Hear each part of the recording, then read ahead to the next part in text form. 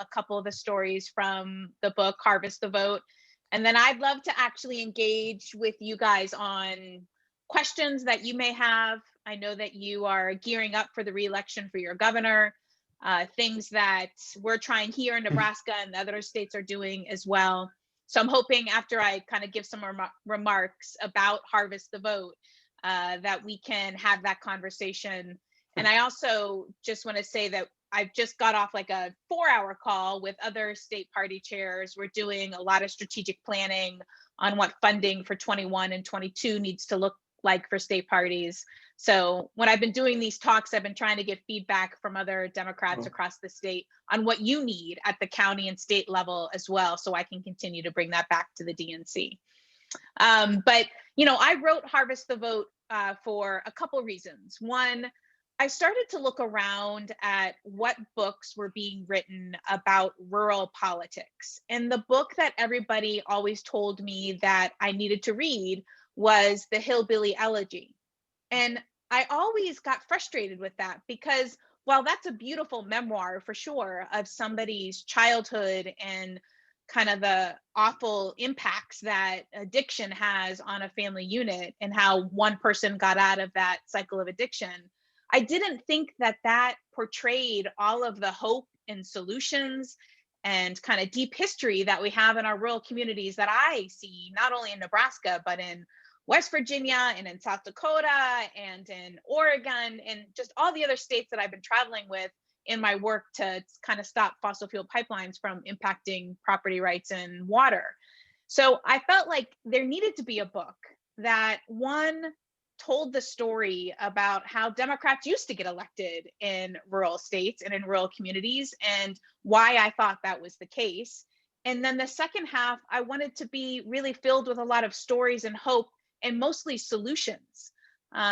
Like even this week, another book got written about rural politics. I think it's called The Rural Rebellion, and it's about Nebraska.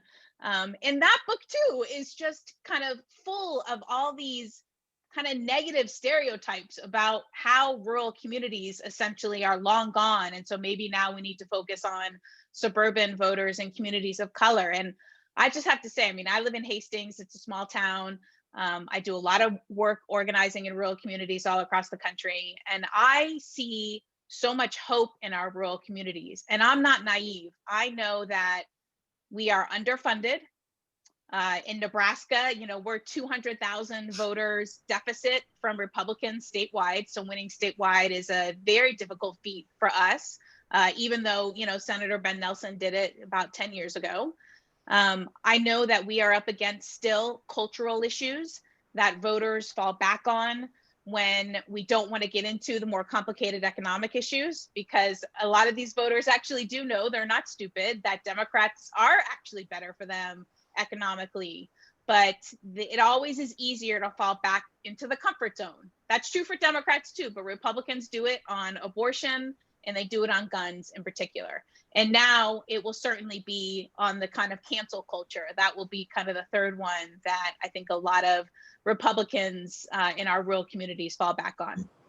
But what I found in organizing, not only against the Keystone XL pipeline, but what I found in organizing on Obamacare was a lot of the concerns in our rural communities are really similar to the concerns in our urban communities. If I'm talking to a single mom in one of our small towns, she has the same concerns as a single mom in North Omaha, which is the predominantly African-American community in our state.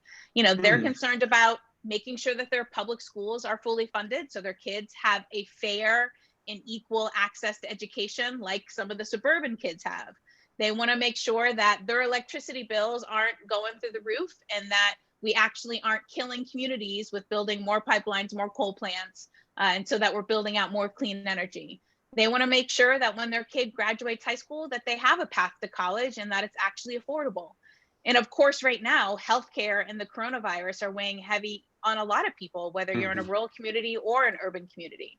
So there are a lot of issues where we as Democrats have an opportunity to really tell the story that, yes, our rural and urban communities are different, but a lot of the issues that our middle class and working class families are struggling with are the same.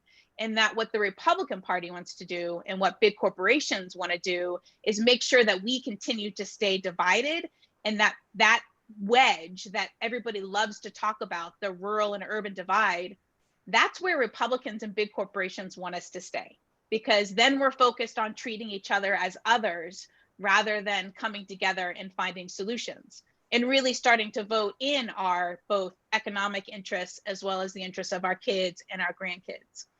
So in Harvest the Vote, I do tell the organizing story of Keystone XL.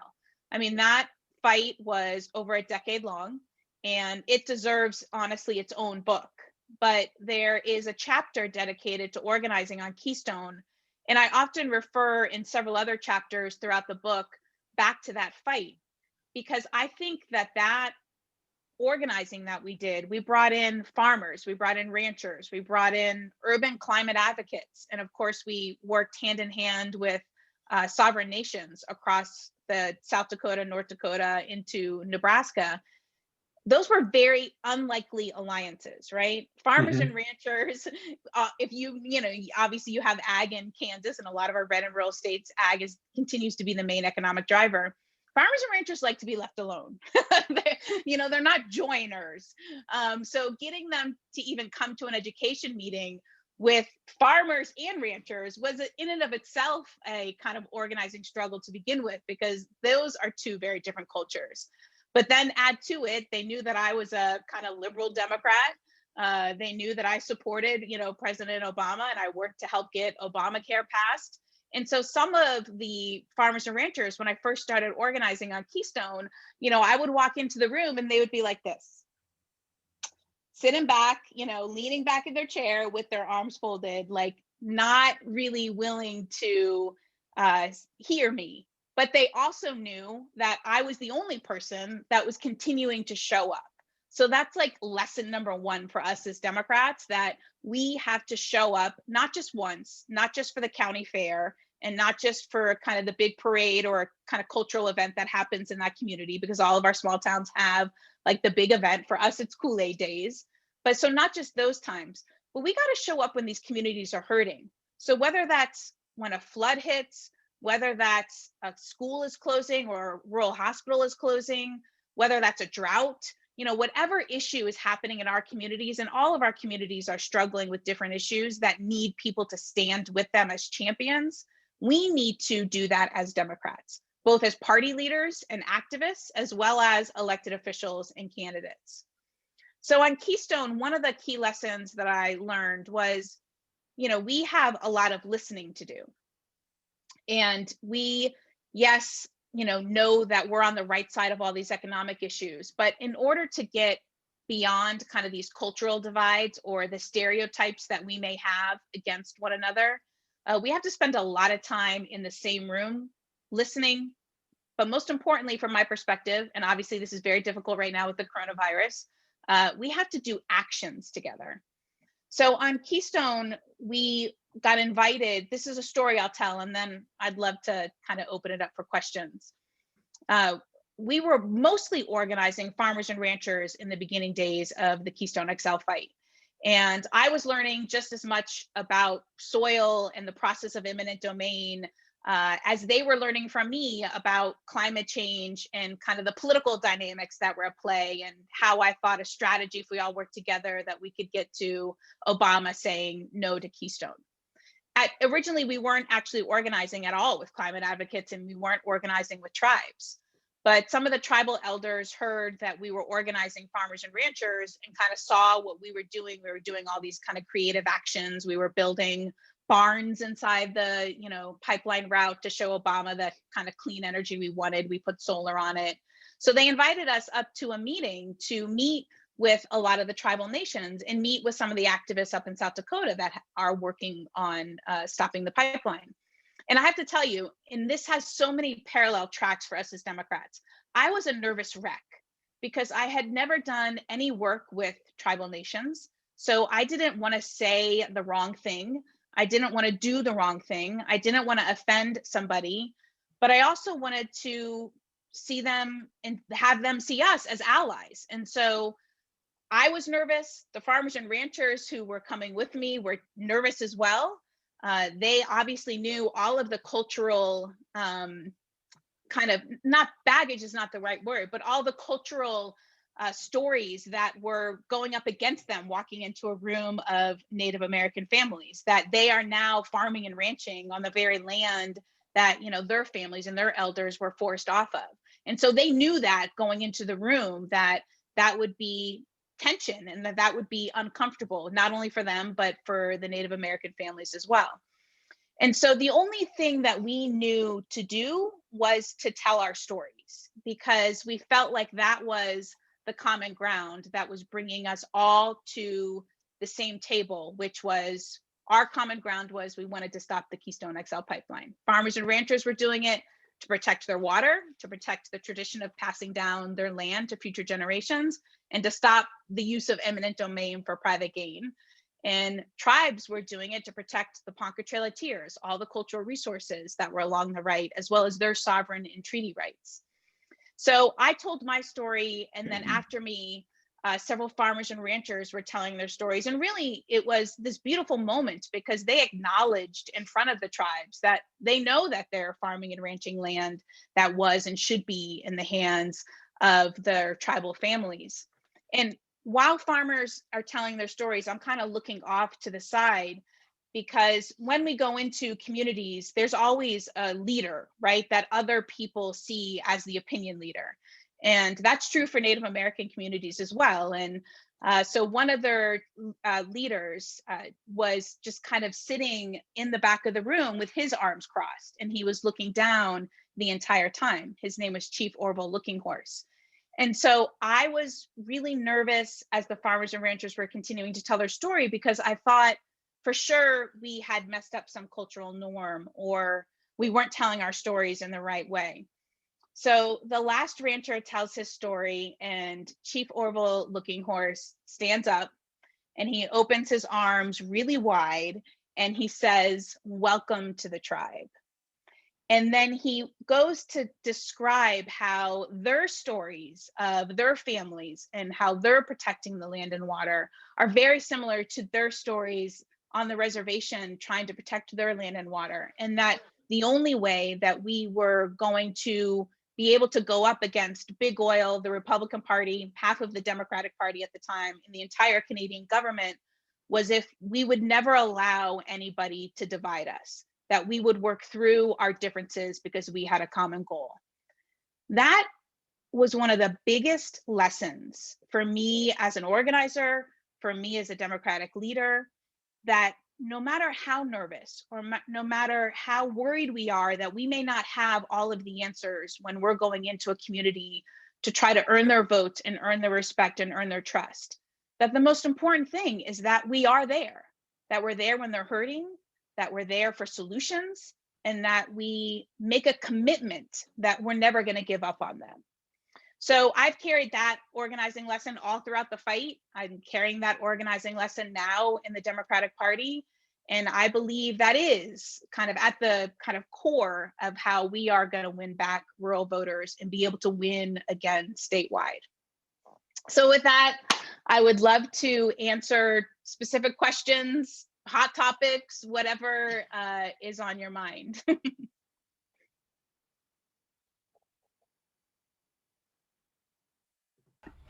Hi, this is Ann. I have a question. I went to school in Nebraska for a year and a half, and I had a lot of friends from western Nebraska who lived in what I would call much more isolated circumstances than what I had seen.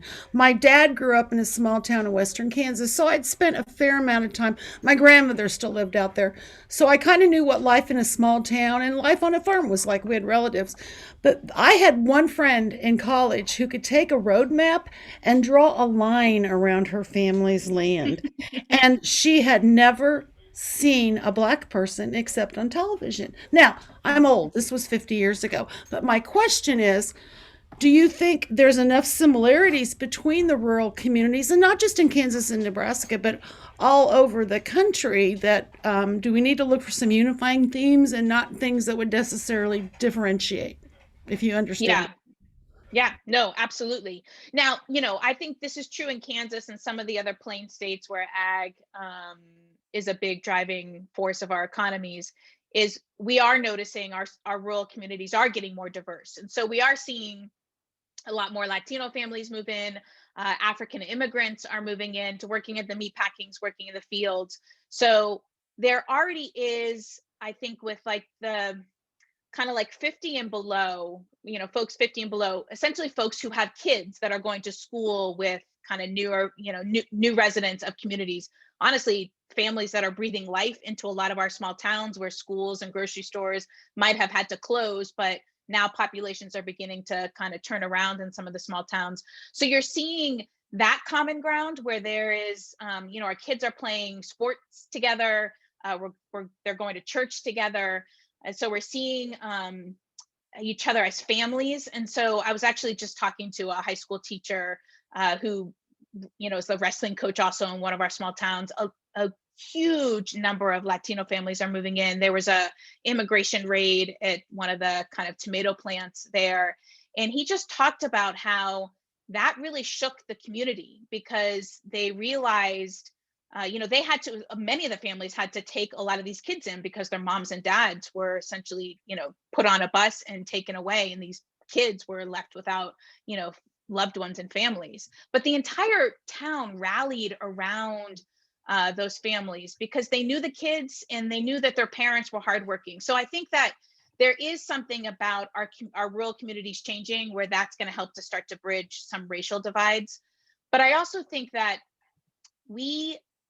there are common ground issues that we can work on together. Right now, obviously, the coronavirus and making sure that small businesses, whether it's a small business in an urban community or a small business in a rural community, have the resources to keep their doors open, that our families have the vaccines, and that we actually have healthcare that's affordable to take care of us when we get sick. That is definitely a common thread. And then I think, Joe Biden's plan about Build Back Better, roads in urban communities are bad and roads in rural communities are bad. So some of those infrastructure issues and water and sewer lines. So for me, we have to start, though, getting our hands around what is real to our communities. I can tell you kind of the 4 things that are very real to Nebraskans that Joe Biden, as well as state and local leaders, could work on in order to bridge the urban and rural. And that may be different for Kansas. But for me, we have to start getting actual concrete, specific things that we're talking about, because that was true for Keystone. Before, when climate advocates tried to get people to rally around climate change, and so it's almost hard to talk about this now because so many Democrats believe in climate change now, but when we first started fighting 10 years ago, that wasn't even necessarily the case. But because Keystone was a tangible something that we could describe and talk about, that made all the difference. So I think as organizers and party leaders, that's what we have to do. We have to come up with the, 4 or 5 things that our state is facing that could make a real impact, and start to talk about those things and show that Democrats are actually working on them. Thank you, Jane. I have a few questions here in the chat. One person asked, how does this translate to suburban communities? Are there any specific strategies for organizing in the suburbs? Yeah, so I love the suburbs. There's no question we won that blue dot for Joe Biden and Kamala Harris in Nebraska because of suburban women in particular, who really. Let me interrupt you real quick and let you know that our county, Johnson County, is a suburban county, and we voted for the Democrat for president this year for the first time since 1912. I love it. That's awesome. Okay, I'm sorry. I didn't mean to interrupt. We just like to brag about it.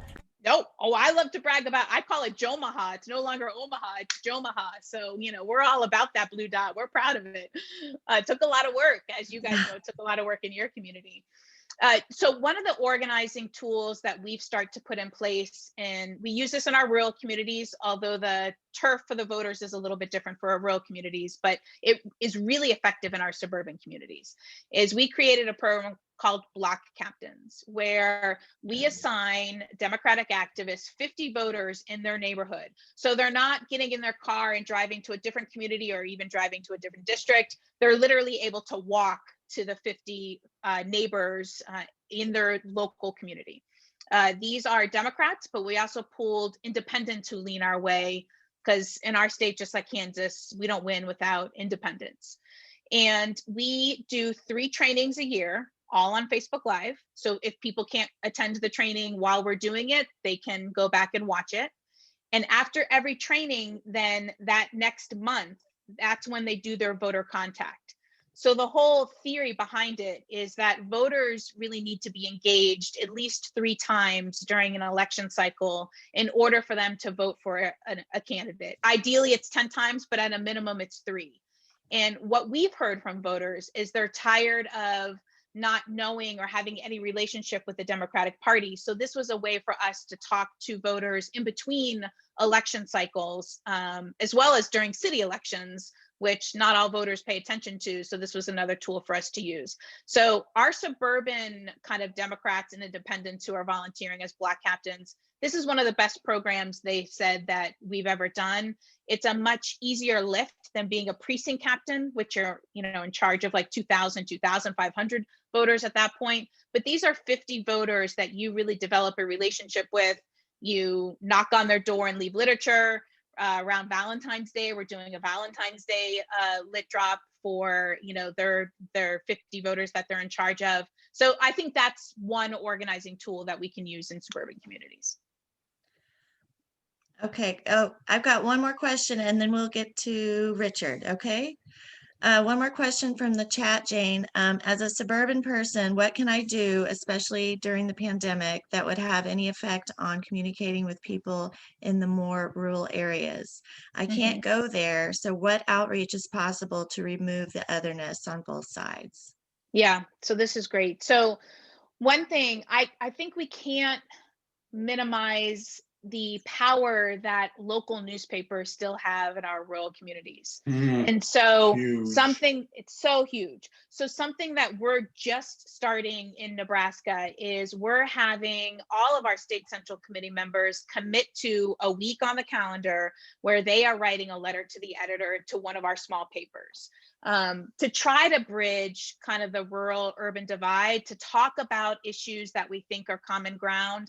To talk about right now about, we know that Republicans, independents, and Democrats across our state don't agree with this kind of like radical behavior that we saw at the Capitol. So trying to bring people in saying, you may be a lifelong Republican, but we're not going to paint you all with that brush, with that radical brush of, Donald Trump and the insurrectionists. And so that's one way that I think suburban voters and suburban Democrats could help, is start to organize a letter to the editor campaign where you all are helping each other get these letters to the editor placed.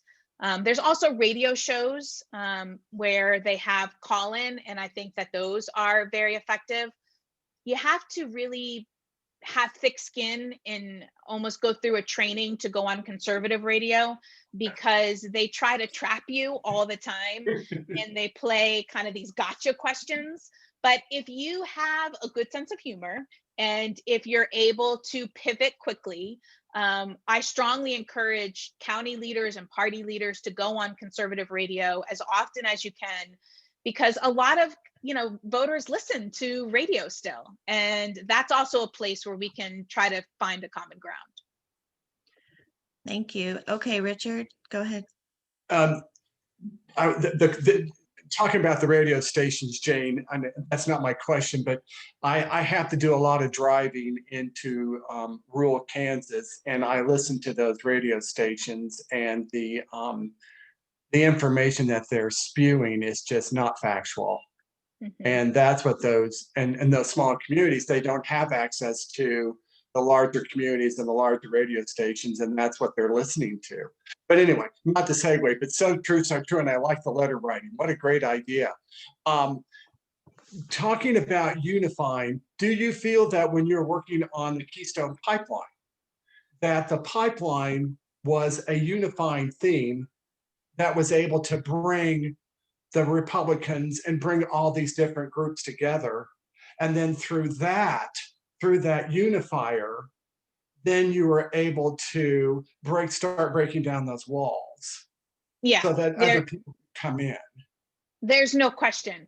Without having something to unify, right? So without having something to rally around, I do find it unless you're a candidate. Obviously, if you're a candidate for elected official, you can call a town meeting in a community and start to develop those relationships. But as party leaders, Right. we really do need to find those issues that we can stand with a community on. Another example was Costco's, really trying to come into Nebraska and build these massive, chicken barns, and then build kind of massive, processing plants, which are obviously devastating, not only for our water and land use, but devastating for small producers, because now they have to compete with Costco, kind of drowning out their, bringing the price down essentially, and locking them into these awful contracts about vertical farming. So, we stood with farmers that were pushing back against Costco. And I have to say, it took a lot of work, because some of our Democratic elected officials on the county boards initially were very supportive, because they saw Costco as this progressive company, I'm going to support them, and this is an entry point for new farmers. And so that was also a lot of education that we even had to do with our democratically elected officials, because they, were buying into the information that Costco was selling them. But that was a major turning point. We won 2 rural county seats in Lancaster County, which is a more progressive county, but it's kind of, Lincoln is very progressive, and the rest of Lancaster is very, very rural and conservative. But we won 2 of the rural areas in Lancaster County because of that issue, because the Democratic Party worked hand in hand with the farmers and the other kind of activist groups to make sure that the county board was putting proper zoning in place. So, Costco essentially had to move on to a different county. So that is another example of an issue that people needed our help on. And I always remind people that, Republicans weren't there. And I think it's important for us to remind them of that. So when those 2 Democrats were running for the county board, we did mailers as the Democratic Party, talking about how it was the Democrats who were standing with you when you needed to protect your water and your property rights. So I think that that's important too. So we have to amplify when we do that, not just do it and hope that our good deeds go noticed. Nothing wrong with tooting your horn. That's right. That's right. Thank you, Jane. I've got a lot of questions here in the chat. The next one is from Trina. She lives in Hays, Kansas, in Western Kansas. She asks, expanding Medicaid, helping the poor. How do we tell poor, rural, especially farmers, that this is good for them? Yeah, so we, the Democratic Party didn't, although we helped kind of get it on the ballot. But we passed Medicaid expansion on the ballot. It wouldn't pass in our state legislature, and the governor was against it. But that was something that a lot of nonprofit groups worked on. And then a lot of our candidates and elected officials then kind of echoed that. It was shocking, I guess, if you look at our party registration, but Medicaid expansion passed with 65% of the vote. And so you're talking about a state that is, 65% Republican. So that is another issue that shows that there is that common ground. But I'll tell you, it's obviously frustrating to me, and I know it's frustrating for you guys in Kansas, where we had good Democrats that were on the ballot that same year and who championed Medicaid expansion and still weren't able to get those voters. So voters had a very clear disconnect between the issues that we as a party champion and us as identified partisan Democrats. So that, I don't have the perfect answer for that, and I don't think it's going to be a silver bullet. It is going to take a lot of branding, like rebranding of the party. That I know our new chair, Jamie Harrison, is really committed to making sure that state parties have the resources to really start to rebrand our party and really make sure that voters are connecting medical marijuana, Medicaid expansion, expanding voting rights, all those issues that are kind of popular with voters, that they start to connect it with the Democratic Party, because they're not right now. And that is a real divide that we have not solved. Okay, that's wonderful. Thank you. The next question from Bill. Water quality is a very real common denominator between urban and rural communities. My question, in Nebraska, especially Western Nebraska, how are you recruiting candidates of color to run for local office? Yeah, great question. So we do, we essentially, not with the coronavirus, but we were doing meetings all in our rural communities where we knew we had either county boards that we thought that we could add some members on, or where there were counties that were very important to us in trying to flip a rural state legislative district. And so we would hold these meetings where we would talk about, we called them Welcome to the Party. Where we would talk about the party structure and how, if you want to be involved as a county leader or on a state central committee, this is how you get involved. And then the second part of the meeting was really talking about local issues. It was me asking, what's happening in the community? How can the Democratic Party stand with you? So I was really there essentially to listen. And I did it as chair, but other party officers went out into the community and did this as well. So those meetings were great places because some individuals were kind of self-identifying. But then we also turned to, at least for us in Nebraska, I've been turning to the UFCW, the meatpacking, Food and Commercial Workers Union. They've started to identify kind of line workers and other leaders within their union that we should be talking to run. So that's how we identified somebody to run for city council who's going to run in 2022 in one of our rural towns that's growing Latino population. So I think talking to your allied groups and asking your allied groups, Heartland Worker Center is a group that works with Latino folks all the time. So finding those allied groups that work with Latino, African-American, immigrant communities and asking them, who are your leaders? Who are your activist leaders? Who is organizing on an issue who you think has natural kind of leadership capability, and then meeting with them. So I think the old way we used to do this, well, I had one chair who told me once that as a chair, I should never try to recruit a candidate because they won't be good because their heart won't be in it. And I was like, what? That's like the worst advice ever. But I think sometimes we often only look at current elected officials to then go to the next level. So that was the old school way of recruiting for state legislatures. You looked at school boards and city councils, and then you asked them to kind of take the next level. But I think we also have to look at the community activists. Cori Bush in Congress is probably the most prominent example right now, but she started as an activist on Ferguson because their water was being polluted. So looking for those folks and bringing them into the party is critical. Thank you. Someone comments that Block Captain idea is fantastic. It works for building neighborhoods.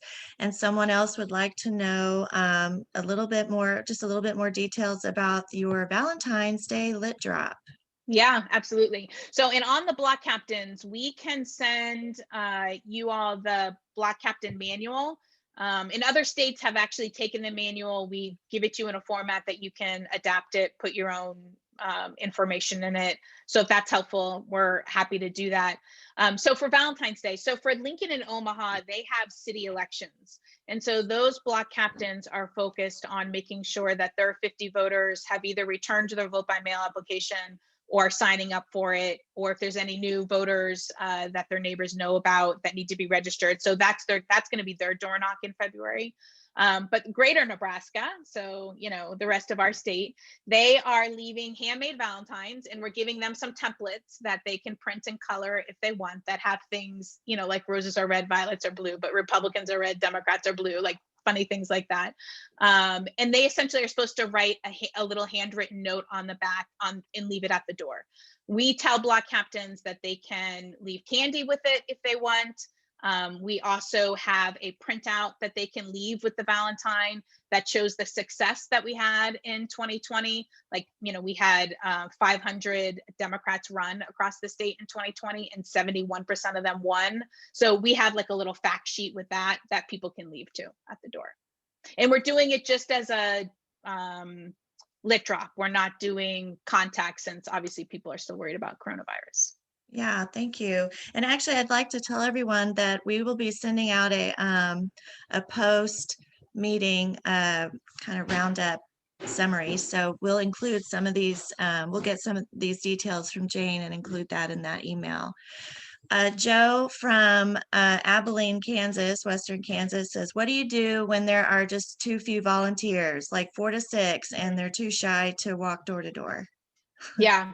Yeah, this is hard. There's no magic answer. First of all, I love your Bernie in the background.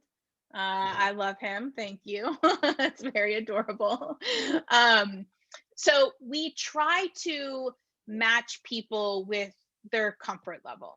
And so one project that we did start that I absolutely love, and even more so than our Black Captain program, this is the one program that we implemented that doesn't cost a lot of money. It definitely does take some planning on your as a county party or at a state party level if you do it that way. But it's the one that we get the most feedback on, and it's called Welcome to the Party postcards. So we created these little postcards that say welcome to the party on the front. It has a little donkey with a little party hat on. And on the back, it has like basic information about the party, but then, you know, a fairly good area where the volunteer can write a note. So every time we get the list from the Secretary of State every month of new people who have registered or new people who have changed their party from Republican or Independent to Democrats, that list and postcards and postage then gets sent to volunteers who write a note to the person essentially saying welcome to the party, and they handwrite the address as well. So that's been a great program for us to have folks do that hate door knocking and that are terrified to do phone banking. So if they tell us they want to volunteer but they don't want to do those things, then they're postcard writers. Thank you. Someone commented that letters to the editor are very important. The new head of the CDC has done very well on Fox. So does Donna Brazil. Like Pete, you know, Mayor Pete, now Secretary Pete. Yeah, he says we a good need more job. Democrats going on Fox. I know Fox is evil and bad. I know all of those things, but there are voters that we can still reach, even if it's only 5% of their viewers. I agree with you.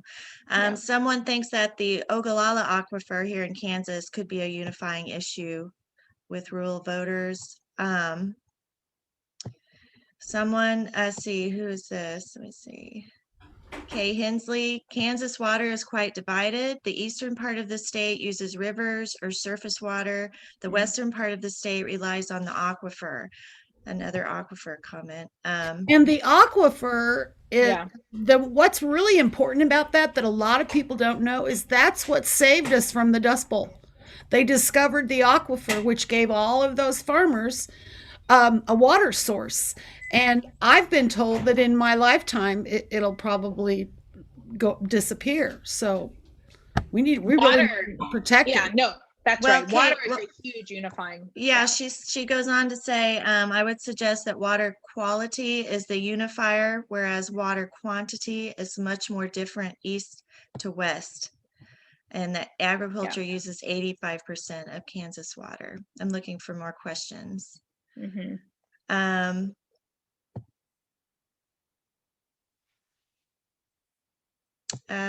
Someone says Kansas had Medicaid expansion votes to pass both houses, but was stopped only by GOP leaders in the Senate sitting on the bill. And I'm with you on, I mean, we passed it on the ballot, as I had said earlier, but Governor Ricketts for the past 3.5 years has been able to stall the implementation. So it's just getting implemented at a very slow pace too.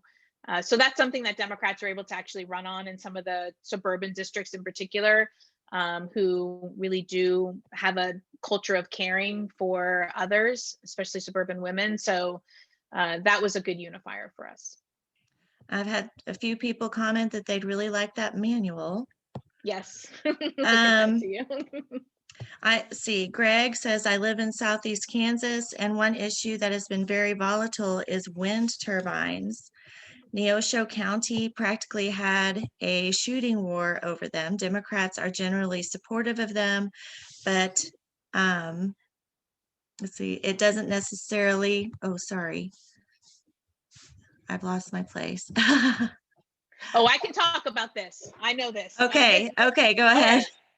So as Democrats, and I try to tell all of my progressive climate advocates who I love dearly, but who have never set foot in a rural community and who think that, you know, building a 200 wind turbine, that everybody would be welcoming them with open arms and should be welcoming them with open arms. I try to explain to them that living under 200 wind turbines may be beautiful for you on a Volkswagen commercial, but it's really not beautiful for those whose now that is their backyard. And too many times, as we are starting to build out wind and solar over the past several years, the communities and landowners whose property is not being used for the project, so they're not, economically benefiting directly, have felt left out of the process. They have felt like they had no input on where the transmission lines were going to go. Couple that with the misinformation that Fox News, Donald Trump, and everybody else on the right is putting out about wind, about the amount of birds that it kills, about bald eagles that it kills, about it causing cancer, about it making cattle have miscarriages. And so it is mind-boggling the amount of misinformation that is out there. So this is a project that I actually talk about this in the book. It is something that we as Democrats, as well as at the national level, have to seriously face. It's something that I've talked with the Biden team about. I think we are unprepared for the opposition that we are about to face as we build back better with clean energy. All of the land that is going to be needed for solar and wind and transmission lines is mostly in rural communities, where we have done very little outreach to talk about the benefits. And we've done very little outreach to ask them where they think the energy should be, or developing a wealth creation plan with them. So it's not only the big wind and big solar that's making all the money, but these small towns are really truly benefiting, not just the people whose turbines, who get the turbines on their property. So this means less money for big wind and big solar, because they're also going to have these jobs be union jobs and not $20 an hour jobs. So I want as much clean energy as we possibly can build, but we have to really side with the rural communities on putting the right amount of energy in the right place. So I think it's important we don't fall into the trap of saying, too bad, it's better than pipelines. Like, no, these are real the misinformation they're saying is not right, but everything else we should be siding with them on. Yeah. I was down in southeast Kansas in Fort Scott. That's where one of my vendors is. And the whole community was opposed to the wind. And I asked the people in the plant, I said, why are you opposed to it? And you hit the nail on the head. They did not feel that they had been included in any of those negotiations. Yeah. They felt that nobody's asking me anything but how I feel about this and how this is going to benefit me. And I thought, wow, wasn't that a mistake? And so the community was voting it down. And there again, the radio stations and all the negative, false information that was just crazy talk. Yeah. And wind can be a unifier. Obviously, you need to build transmission lines when you build wind. And so you can build underground transmission lines or the overground one, that's fine as well. But what I was telling some of the wind and solar companies is one of the biggest things that rural communities need is rural broadband. So why aren't you, as you're developing your wind and transition plans, why aren't you then also saying you will build out rural broadband for that community? There has to be something in it for the community, for them to feel like they also own that project and it's part of their community. Yeah, I think communities now, this is Greg, I'm down in Lebec County. That was my comment. Okay. And it was shocking how bitter a fight it was up in Neosho County over this. And so I think counties around, including ours, are now much more tuned into this. And so the county commissioners are looking hard at the various issues and trying to make sure that the community is benefiting from these and trying to, watch out for the pitfalls. But if Democrats had helpful information or templates or plans how to deal with this issue, that would be really helpful, because we've been warned, because we saw in the county next to us, we saw what a fight it was. And so, you know, Labette County is being proactive about it, but other counties will really need guidance, I think, how to deal with it. That's such a good point, Greg, which I never thought about, is that state parties really could be a conduit. So for example, in Lancaster County, they're about to pass a really fair wind zoning law. It went really extreme when Republicans were on the board to essentially zoning out wind. And then it went to liberal to not have really any kind of say in the community and landowners. And so it's more of a middle ground proposal. But that would be an interesting thing for us to share within state parties and for the DNC to start sharing. So then the state parties can share it with their county officials that they know exist in a lot of these small towns, like sample zoning, sample landowner agreements. They call them good neighbor agreements now, where of course the property owners that have the wind, they make money every year or monthly, depending on how the contract is. But there's good neighbor agreements now that can be modeled as well. Yeah, that'd be great. Yeah. This is a great conversation. Thank you. There's a question from Don, and this might go to your problem, Joe Schwartz. Can suburban volunteers come to rural areas to help knock on doors after the pandemic? Do you think we could connect with them? Yeah. You know, I did work in AmeriCorps. That was like my first job out of college. I ran an AmeriCorps program in Tallahassee, and I was obviously a white kid from a suburban community in Fort Lauderdale going up to Tallahassee. It was a more rural part of Tallahassee. The school was 100% African American. And so I was very nervous about being seen as some like white savior, you know, do-gooder.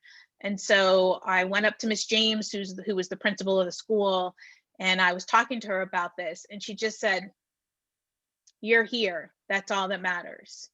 And that stuck with me, like, you know, that I had to be, of course, culturally aware. No question. As you as a suburban or urban, you know, volunteer have to be culturally aware of, you know, rural norms. And but it's also okay to make mistakes and to laugh at yourself if you do make a mistake. But I actually have a kind of list of tips if you are a suburban or an urban person going into a rural community in the back of Harvest the Vote. So if you do that, I strongly suggest you read that section. It's things like make sure you close the gate behind you, because you'd really piss off a landowner if you didn't do that and a cattle or something another critter got out. But yes, we should absolutely, and rural people should be doing the same in suburban and urban. This is a two-way street for us to be learning about each other. Good tips. Thank you. Someone says, how do we deal with issues of white supremacy and privilege, both within Democratic Party and also within rural communities we want to organize with? With the example of the coach who stood up for immigrants when the raid happened, did Democrats as a whole make a unified stand for immigrants in that scenario? And that's from Stephanie. Yeah, so the Dems we not only did a formal press statement, but then we organized kind of food and clothes and then drove them up to the community. And then one of our party leaders is an immigration lawyer. So she got into the car and went up and helped as well. So, you know, we put those kind of concrete things in place right away. And, you know, in that particular situation, I feel like it was different than with the kind of Costco chicken. We didn't take out an ad or anything like that in the paper to say, look what the Democrats did. But it was really clear, you know, the teachers and the kind of, you know, priests and nuns that were helping the families as well knew, you know, we were all Democrats coming up to lend a hand. So yeah. I think that's obviously critically important. So this is something on my mind, a question on my mind by Kim Zito. How do you get around the single issue voter on abortion? There's no easy answer. This is what I do. And so I'll give you my experience. It may work and it may not for you, but what we can't do is create some scientific poll tested message and think that that is going to work for every scenario. And I think that's what Democrats tried to do in the early 2000s. where they did the, we need to make sure that abortion is safe, legal, and rare. And it's like every single Democratic, candidate was saying that same thing, and it felt like a robot and that it wasn't authentic. And so if a voter, especially in a rural community, but this is true for all voters, thinks that you're not authentic on one of those hot button issues, then they're not going to believe you on anything else. So we have to acknowledge to rural voters that we are going to have differences on abortion and gun rights. And I always lead with my own personal story that I was a single mom and I chose to be a single mom. And I'm brutally honest, and not everybody wants to be in this space. But that I've also had an abortion, and that both decisions were right for me at that time. And that I always trust that women are going to make the best decisions for themselves and their families, and that I don't think the government should be making that decision for her. That's usually all I say, and acknowledge that I will never diminish them or mock them being a pro-life voter. I think that is a dangerous place for us as Democrats to do when we try to say, well, you're just pro-birth, and kind of all these other kind of language that we try to attach to that. If somebody's pro-life or pro-choice, that is a gut position for them. They are not going to change because of a white paper or talking point you give them. So don't try to change somebody's gut and emotional feelings. Acknowledge your position, and then acknowledge that it is okay that we have differences on this, because we're going to agree on wind turbines. We're going to agree on whatever else you're talking about for your particular campaign or party. So that's how I address abortion. That's also how I address guns. But I also use humor in guns, because I'm not a good shot, and my husband and his friends don't ever want me to come with them hunting because I talk too much. I worry about my shoes getting, destroyed. And so they're like, you're not invited. You don't know how to shoot anything. Even if they shook the tree one time to get, a peasant to get out so I could have an easy shot, and that didn't even work. So I also say that, look, I think that we should have gun reform. I don't think that somebody should be walking around a community with a big machine gun and not have any laws around that. That's not fair, and that doesn't make me feel safe, and certainly doesn't make my kids feel safe if we're walking around the grocery store or walking around the state capitol and somebody's carrying a big machine gun. So yes, there should be some gun reform where if you own a gun, that you have to be licensed and trained. I don't think that that's too much to ask. So I just think we have to be more honest about it. And I think as Democrats, we can't hide where our positions are. I'm seeing a lot of comments. I'm looking for a question. Let's see.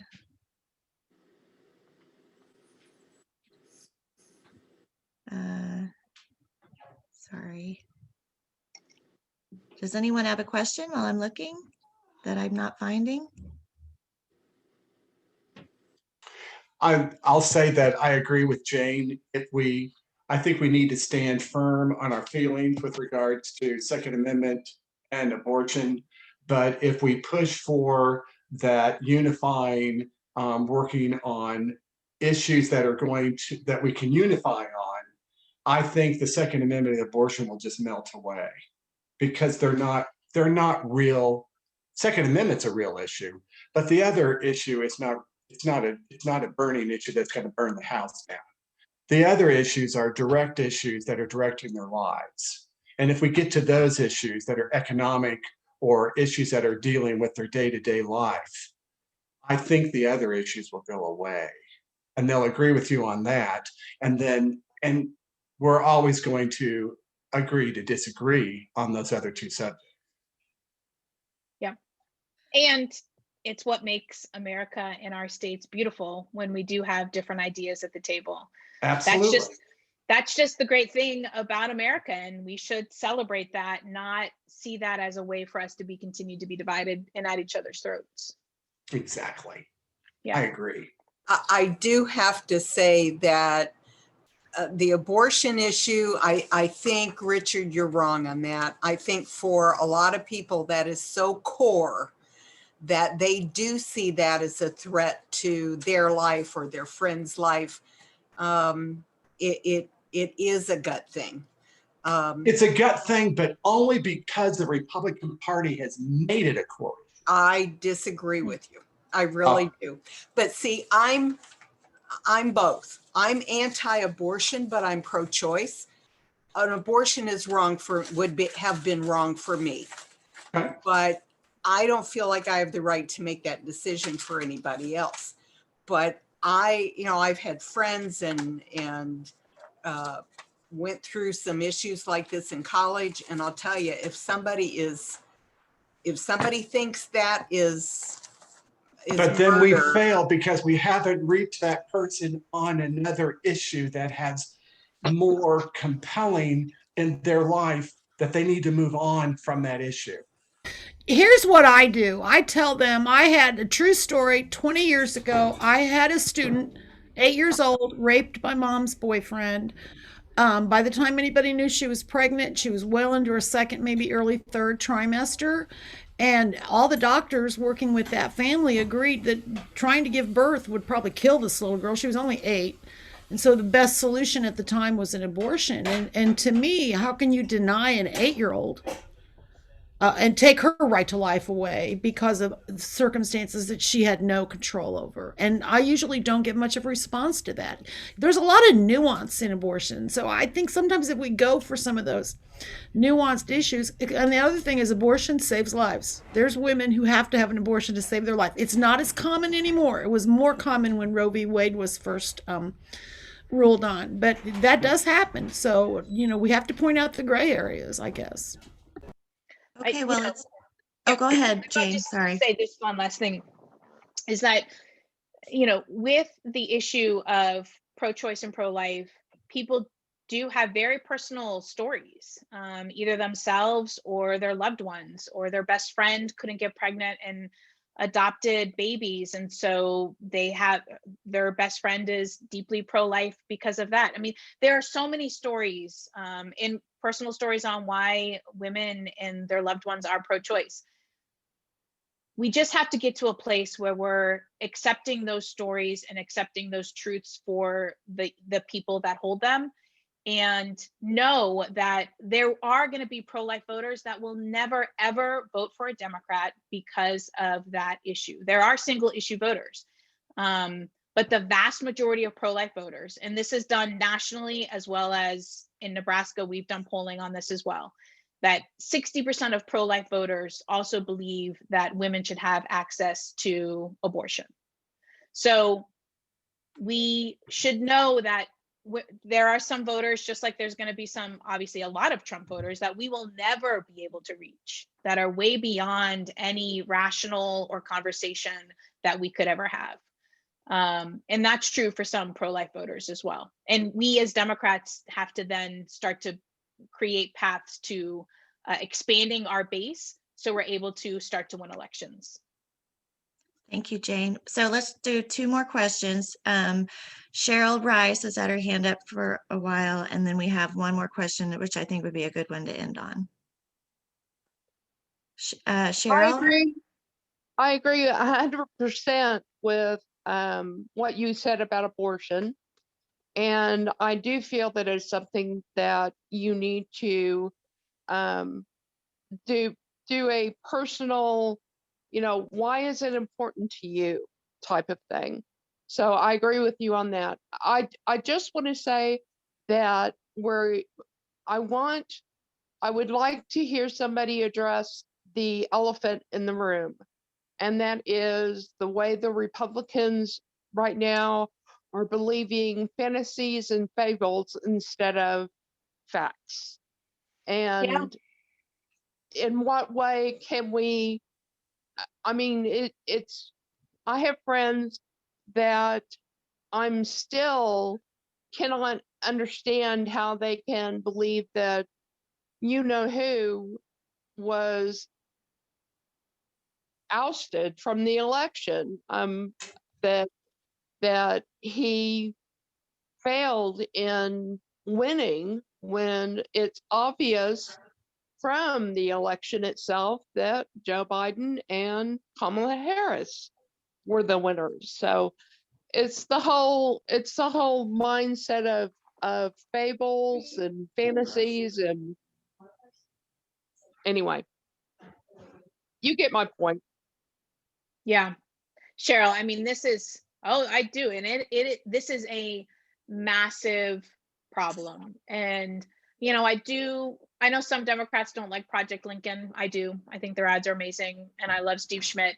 And, he has been talking a lot about this, as well as some other Republicans. And some of this is going to have to come from Republicans themselves, because we aren't necessarily the trusted messengers for the Republican base, right? Because we're Democratic leaders. So the Mitt Romneys, the Ben Sass, and some of these other Republicans who are beginning to say, Liz Cheney, that this is not the best path for the party, that's one path.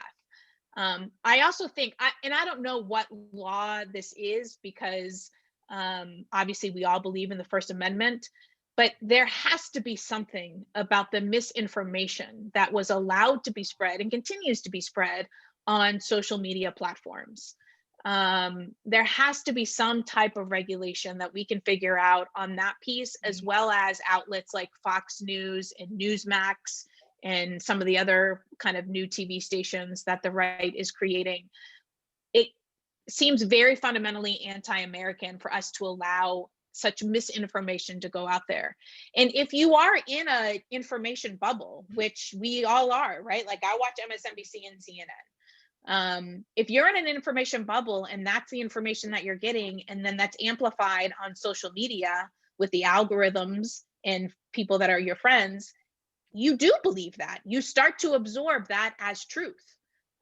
So this is a very massive problem. We have to do our part, obviously, as Democrats as best we can. But this is a massive national problem that is going to need a major address of Congress and national leaders. Our country's in a major, major divisive moment that we all feel, obviously, on the ground. Right. Richard, did you have a question? On the misinformation that's coming from the television stations as well as from the radio stations, can we as a legislative body, can we go after the charters?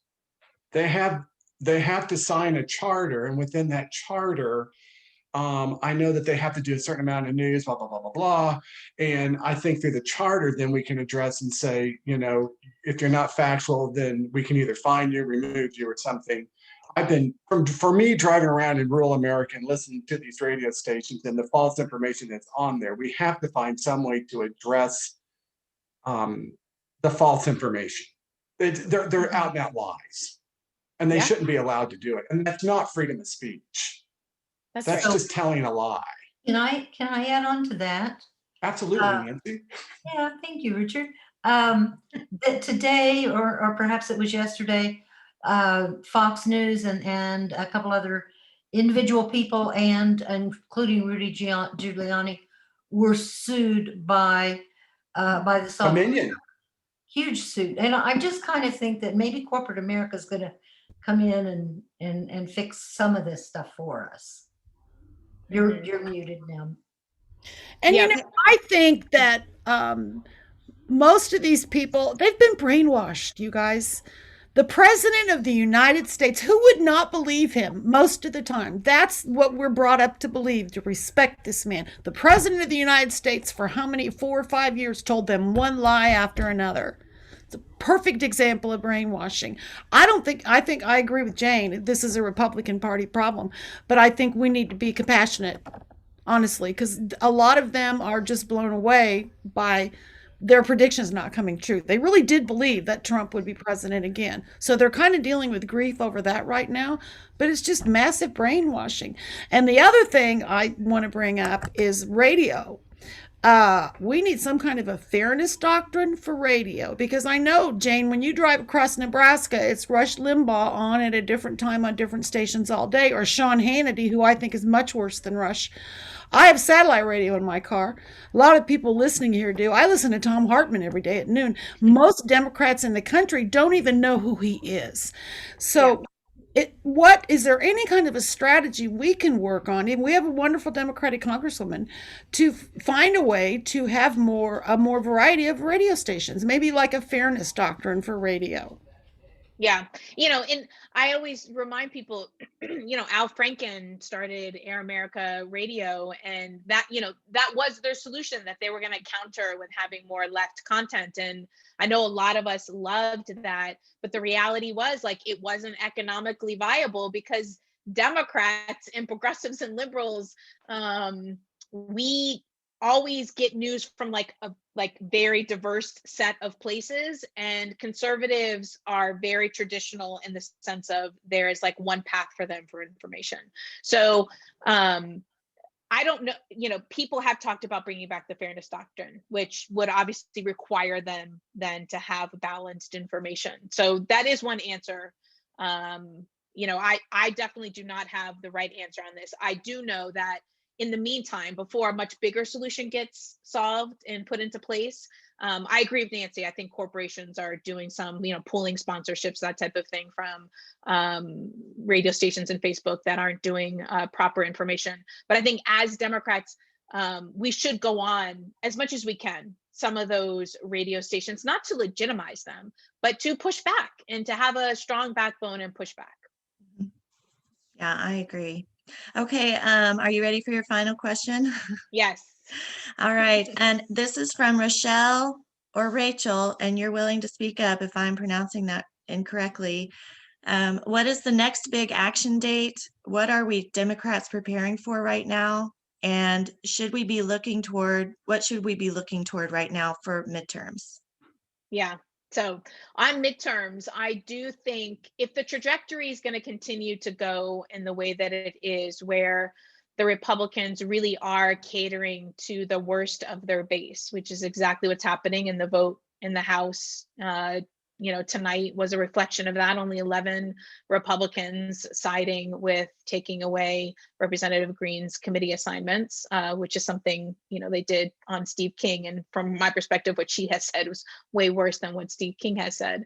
So I do think that there is a real possibility in picking up those 10 to 20 seats that we lost. We won the Biden Blue Dot, but we lost the congressional seat. There's lots of reasons why I think that we did, but we have to make sure fundamentally that in those, 10 to 20 seats that we lost from anywhere from 1 to 10 points, those should be the targets of the national party. And then as a state, each of our states have to start finding where are those congressional seats where maybe the voter registration is within 5 to 10 percentage points. That's a doable switch within 2 years that you could work hard on voter registration and convincing people who were soft Republicans to come over as independents or Democrats. So that's certainly one thing that we're all looking towards. I think, for the Biden team, obviously the first 100 days are very important. They're really hoping by the end of summer that they have, obviously we want 300 million shots in 300 million Americans' arms, but, they're trying to get to the 100 million mark. And I think that's kind of a big thing that us as Democrats should be rallying around and constantly reminding people that it's Democrats who are making sure that people are going to be vaccinated and stay healthy. But even that, as we know, in our communities is a struggle with some of the Trump supporters who don't believe in vaccines. There is a big fight in our legislative body at the moment. But, unlike when Trump was in office, we had action dates and, for like the Women's March and kind of other kind of key moments that we were all building towards. Sometimes when we're in power, then that goes away. And I think that's what we all have to start to figure out within our state parties and our county parties is how do we put in dates that people can look forward to and do actions and rally around. So momentum, and not did. We all focused on helping pass national bills, and then we lost 1,400 seats at the state and local level when Obama was president, because we didn't keep our eye focused at the state level and getting people elected at the state level. Okay. Thank you. Thank you so much. Yeah. I will be reaching out to you to get all of these details, and I will send out a mass email to everybody. If you think that I might not have your email, if you didn't get the email reminder today, right before the meeting, I sent one out through KFDW. If you didn't get that, you can contact Ann or Dawn or anybody on our board, and I'll be sure to put you on that email list. And I'll include, Jane, I'll include your book and the packet people are asking for, and anything else people need. Thank you. And Holly, if I can just say, I didn't have time, and I should have stopped talking and asked you guys this question. So we ran out of time. So if you can send ideas to Holly on things that you think state parties in the DNC should be doing to help support you at the local level, I really do want to know that. Is it more money for voter registration, more partisan voter registration, so that first contact is partisan with new voters? Is it money for voter guides? Whatever it is, whatever ideas you have, I would love to hear them. So send them to Holly so she can get them to me. Yes, please send. Great. Thank you so Holly. much. Thank you, Jane. Thanks, so guys. You feel so. Oh, you're welcome. So I'm sure we'll be talking again in the future. Neighbor Good. to the north. Exactly. See y'all soon. Thank you all for your wonderful comments. This was a great meeting. I really Good appreciate night. everybody. And such great questions, you guys. Woo! Kind of exciting. Great speaker, Ann. I really enjoyed this. Okay, Dawn Olney, give her credit because she's the one that she did it. Dawn, our program chair, is wonderful. Good job. She did it. A couple announcements. They're still having second Saturdays, Johnson County Democrats. So check your email or get a hold of one of us and we'll let you know how to hook into that. There's going to be a blood drive at the Johnson County Democrats office on President's Day. And in the month of March, the office is going to have a contest to see which Senate district can donate the most to harvesters. We're doing a pasta drive for harvesters. So when you go to the store, start buying a thing of rice-a-roni or a bag of pasta every time you go. And we're going to count. We're not going to do it by weight, but we're going to count items that each Senate district brings in. And whichever Senate district brings the most items, I actually have prizes. So if you're at this meeting, start, because I got 2 boxes of rice-a-roni I picked up the other day. I'm just going to grab it. So get ready. Oh, and the hoodies, you guys, we collected over 500 hoodies, and the people every day, it took us 3 days to get them there, and every day that we went there, they cried. The people running the place, they were so touched. So Good. what a wonderful thing that they're doing over there. Oh my gosh. I just think they're saints. Okay, did anybody have anything else they wanted to say? Thank you, everyone. Have a wonderful weekend. And it looks like they did take what's-her-face off the committees while we were meeting. So They did. Taylor Green can sit in her office and do whatever she wants to do from now on. Yeah. Marjorie Taylor Greene is out. She's No, she's off her committees. more than 10 Good. Republicans voted with the Democrats. Ooh. Bipartisan decision. That's Sweet. awesome. It is awesome. Okay, and somebody called the office today and they wanted to know what's the best thing we can do about Roger Marshall. So if anybody has any ideas, I said just call him. But I tell I people want this- to know too, because we've got to get rid of Josh Hawley. Oh, Over here. yeah. I was good friends with Mary Kay, probably remembers Mike, who worked in Dennis Moore's office. Really nice guy. And we got to be good friends. And I asked him once, I said, how often should we call? And he kind of paused. And I said, well, should we call every day? And he said, no, Ann, that gets you put in the kook file. So don't go in the kook file. I think calling once a week is probably enough. I thought that was good advice. And I've passed that on for years now. Because think about it, working in this office and the same crazy Ann Pritchett calls you every day. You're not going to listen to her. Oh, I'm sure I'm in a kook file somewhere. Oh, And can I make a quick announcement? sure. This Saturday at 10 o'clock, the League of Women Voters is having a program on gerrymandering. Yeah. So if if anybody needs to know more about that, go to the Johnson County League of Women Voters website and you can register and get this link. Important topic. Yeah, very Very good. important. Thank you. Thank you. Very Ken. important. I have one more thing too, Oh. talking about contacting. I know somebody who worked in a senator's office in Washington, D.C. He said handwritten letter, not typed, not email, a handwritten letter in an envelope sent to them is something that gets their attention. That's good advice. Thank you. I'd never heard that before. Good. That makes sense. Well, it takes longer for a handwritten letter because they have all those protocols that you're not going to get it there right away. So keep that right away. I'm also very concerned about Moran. I have been writing Senator Moran. I know he voted against even having the impeachment, and I've been trying to convince him that you still have to be a judge and do this. And at least if he gets lots of letters or emails or however you want to do it, that this is a really terrible thing that happened, and he needs to not just say, oh, I'm just gonna say he's innocent. That just is not good. And the more he can be convinced, because he's up for election in 22. So you know, he may be a little more influenced than Roger Marshall, who, you know, we can vent, but I don't think Roger Marshall's going to give a hoot what we think, frankly.